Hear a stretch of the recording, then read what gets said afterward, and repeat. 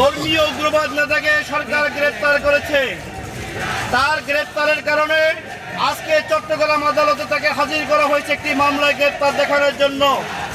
ওই ইস্কনের সন্ত্রাসীরা আজকে চট্টগ্রাম আদালতে হামলা করে একজন আইনজীবীকে আজকে নির্মমভাবে কুপিয়ে হত্যা করেছে।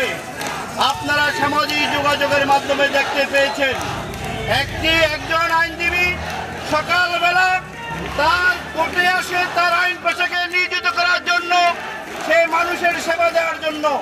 ওই ইস্কনের সন্ত্রাসীরা একটি উঠতি বয়সের যুবক আইনজীবীকে গলায় ছুরি লাগিয়ে হত্যা করেছে। আমরা এর তীব্র নিন্দা জানাচ্ছি। গ্রেফতার করতে হবে।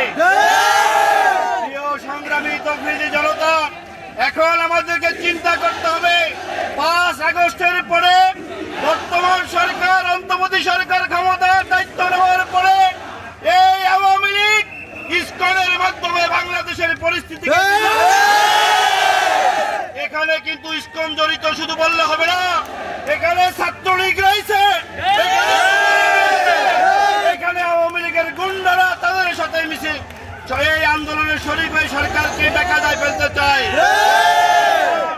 দীর্ঘ 1.5 মাস যুদ্ধ করে যে পরিবর্তন করেছি, আমরা আবারও পাহারাদারের ভূমিকা পালন করতে হবে। ওই সন্ত্রাসীরা যেন বর্তমান অন্তর্বর্তী সরকারকে যেন বেকায়দায় ফেলতে না পারে। বাহিনী পুলিশকে ধন্যবাদ জানাচ্ছি, তারা আমাদেরকে মিছিল করার অনুমতি দিয়েছে। আমরা তাদেরকে ধন্যবাদ জানিয়ে আমাদের মিছিল এখানেই শেষ হবে। আমরা নিজ দায়িত্বে চলে যাব। আমরা কোনো আইন শৃঙ্খলার বিঘ্ন কোনো কিছু হাতে দেবো না। সেজন্য সবাইকে ধন্যবাদ জানিয়ে আমি আমার কথা শেষ করছি। ধন্যবাদ সবাইকে।